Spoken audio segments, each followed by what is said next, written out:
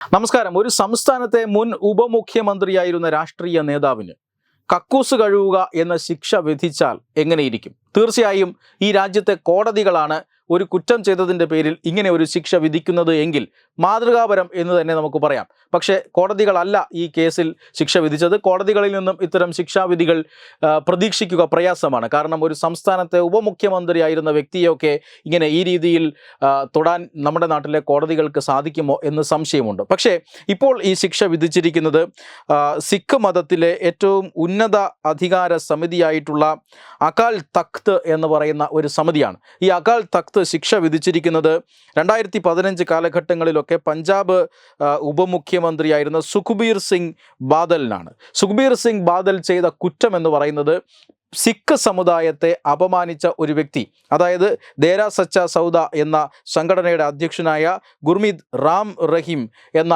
ഒരു നേതാവ്, ആത്മീയ നേതാവ് എന്ന് അദ്ദേഹം സ്വയം വിശേഷിപ്പിച്ചിരുന്നു.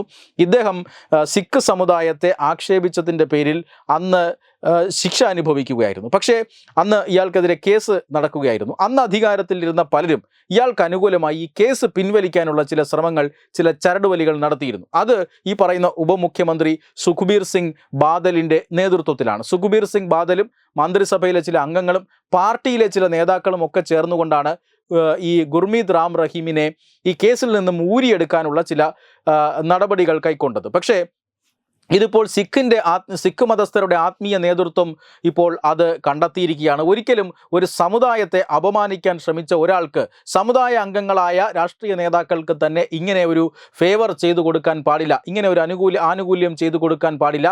അത് അയാൾ സമുദായത്തെ അപമാനിച്ചു എന്ന കുറ്റമുണ്ട്, അതിനേക്കാൾ വലിയ കുറ്റമാണ് എന്നാണ് ഈ സിഖ് സമൂഹം അംഗീകരിക്കുന്നത്. അതുകൊണ്ട് തന്നെയാണ് ഇപ്പോൾ മുൻ ഉപമുഖ്യമന്ത്രിക്ക് അങ്ങനെ ഒരു ശിക്ഷ വിധിച്ചിരിക്കുന്നത്. കുറ്റം ഏറ്റു പറഞ്ഞിട്ടുണ്ട് സുഖ്ബീർ സിംഗ് ബാദൽ ഈ സമിതിക്ക് മുന്നിൽ എന്നുള്ളതാണ്. അതുകൊണ്ട് തന്നെ ഗുരുദ്വാരകളുടെ ശൗചാലയവും അടുക്കളയും ഒക്കെ വൃത്തിയാക്കണം എന്ന ഒരു ശിക്ഷയാണ് നൽകിയിരിക്കുന്നത്.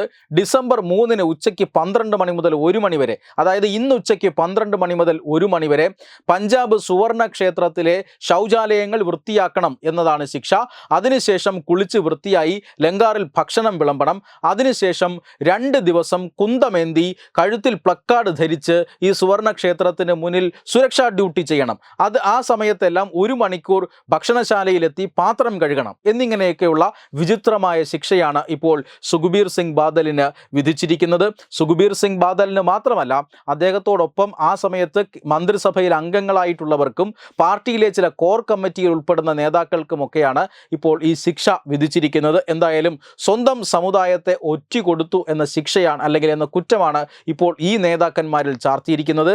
അതിന് സമൂഹം ഒറ്റക്കെട്ടായി ഒരു ശിക്ഷ വിധിച്ചിരിക്കുന്നു. വിചിത്രമായ ശിക്ഷ തന്നെയാണ്. ഒരു ഉപമുഖ്യമന്ത്രിയെ സംബന്ധിച്ചിടത്തോളം നിയമത്തിൻ്റെ ഒരു വഴിയിലൂടെ വന്നാൽ ഇത്തരം ശിക്ഷയൊക്കെ ലഭിക്കുക പ്രയാസമാണ്. പക്ഷേ പഞ്ചാബിൻ്റെ അല്ലെങ്കിൽ സിഖ് മതസ്ഥരുടെ ഉന്നതാധികാര സമിതിയായിട്ടുള്ള അകാൽ തഖ്താണ് ഇപ്പോൾ പഞ്ചാബ് മുൻ ഉപമുഖ്യമന്ത്രിക്ക് ശൗചാലയം വൃത്തിയാക്കണം, ക്ഷേത്രത്തിന് കാവൽ നിൽക്കണം, അടുക്കളയിൽ പാത്രം കഴുകണം എന്നിങ്ങനെയൊക്കെയുള്ള കഠിനമായ ശിക്ഷാ വിധികൾ വിധിച്ചിരിക്കുന്നത്. Web desk Tatwamayi news. Powered by Jyotis. Realizing your dream home.